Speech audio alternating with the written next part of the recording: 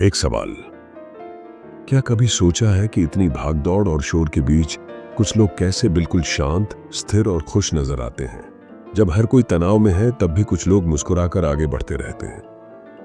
उनका राजा क्या है? क्या ये किस्मत है, कोई सुपर पावर, या फिर कुछ ऐसा जिसे कोई भी सीख सकता है, बस अगर सही तरीका पता हो? असल में हजारों साल पहले एक दर्शन था जिसे कुछ लोग जीवन जीने की परम कला कहते थे। एक ऐसा तरीका जो न सिर्फ मुश्किल वक्त में आपको मजबूत बनाता है, बल्कि हर दिन को साफ, शांत और अर्थपूर्ण बना देता है। आज हम उसी के बारे में बात करेंगे, स्टोइक दर्शन, और देखेंगे कि इसे अपनाकर कैसे आप अपने मन पर महारत पा सकते हैं और शायद दुनिया भी बदल सकते हैं। वैसे एक सवाल है, क्या आपको यह सफर अच्छा लग रहा है? अगर हाँ, तो क्यों ना एक छोटा सा बिल्कुल फ्री वाला काम कर दें, चैनल को सब्सक्राइब कर लें, क्योंकि सच बताएं, आगे जो आने वाला है उसका एक भी हिस्सा आप मिस नहीं करना चाहेंगे। पता है, सिर्फ एक चीज है जो पूरी तरह आपके नियंत्रण में है, वो है आप स्वयं। हमारे नियंत्रण में केवल हमारी सोच, हमारी भावनाएं और हमारी प्रतिक्रियाएं हैं।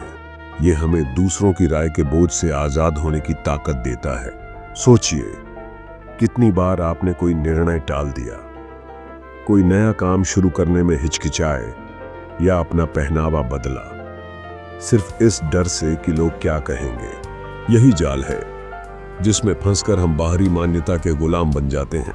तुम्हारे पास अपने मन पर शक्ति है, बाहरी घटनाओं पर नहीं।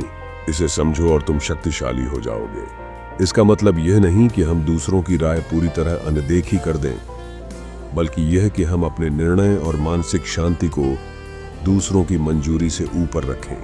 कभी भी भावनाओं के गुलाम नहीं, मालिक बनो। स्टोइक दार्शनिक भावनाओं को दबाने की नहीं, बल्कि समझने और संभालने की बात करते हैं। हर मुश्किल धैर्य, साहस और संयम जैसे गुणों को निखारने का मौका है। जब हम चुनौतियों को विकास के अवसर की तरह देखते हैं, तो डर और तनाव की जगह उद्देश्य और दृढ़ता ले लेते हैं। हमें घटनाएं परेशान नहीं करती, बल्कि उनके बारे में हमारी धारणाएं करती हैं। अगर हम अपनी धारणाओं को वास्तविकता के अनुसार ढालना सीख लें, तो आधा तनाव अपने आप खत्म हो जाएगा। मान लो आप ट्रैफिक में फंसे हैं और मीटिंग के लिए देर हो रही है। आप इसे आपदा मान सकते हैं और गुस्से में जल सकते हैं, या फिर इसे एक मौका समझ सकते हैं, अपना पसंदीदा पॉडकास्ट सुनने का या कुछ नया सीखने का। सोच का नजरिया बदलना स्टोइक दर्शन का सबसे बड़ा हथियार है। यह हकीकत से भागना नहीं, बल्कि उसे एक बेहतर दृष्टिकोण से देखना है। पूरे ब्रह्मांड में हर चीज का एक प्राकृतिक क्रम है, और हमारी असली खुशी उसी के साथ तालमेल बिठाने में है। इसका मतलब है सादगी अपनाना, अपनी इच्छाओं को कम करना और वही पाना जो सच में जरूरी है। हम सभी एक बड़े ब्रह्मांडीय संगीत का हिस्सा हैं, और अगर हम इस लय से लड़ते हैं तो असंतोष पैदा होता है। अगर तुम अपनी इच्छाओं और लालसाओं के गुलाम हो, तो तुम आजाद नहीं हो।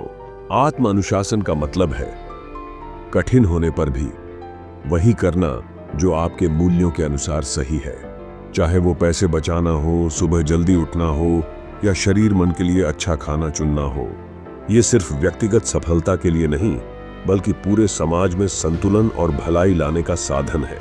एक समय में एक काम करो, पूरी ईमानदारी और ध्यान से। जब हम वर्तमान पर ध्यान देते हैं, तो हम ज्यादा उत्पादक, संतुष्ट और शांत रहते हैं। ध्यान और छोटी छोटी जागरूक आदतें इस कौशल को मजबूत बनाती हैं। इंसान सामाजिक प्राणी है। हमें दूसरों के साथ मिलकर जीना और योगदान देना चाहिए, चाहे वह स्थानीय समूह हो, कोई ऑनलाइन कम्युनिटी हो, या सेवा कार्य। साझा मूल्यों पर आधारित समुदाय हमें सहारा और दृष्टिकोण देता है। ये न सिर्फ हमारी, बल्कि पूरे समाज की भलाई के लिए जरूरी है। स्टोइक दर्शन सिर्फ कठिनाइयों को सहने का तरीका नहीं, बल्कि समझदारी और नैतिकता के साथ जीवन जीने की कला है। ये हमें सिखाता है कि असली ताकत हमारे भीतर है, हमारी धारणाओं, निर्णयों और रिश्तों में। हर दिन छोटे छोटे कदम, जैसे दिन के अंत में आत्मचिंतन करना या अपने मूल्यों के अनुसार कोई निर्णय लेना, समय के साथ एक उद्देश्यपूर्ण और शांत जीवन का निर्माण करते हैं। यहाँ तक सुनने के लिए धन्यवाद। फिर मिले छी, और हाँ, एगो निक सना के कमेंट जरूर कर देबे।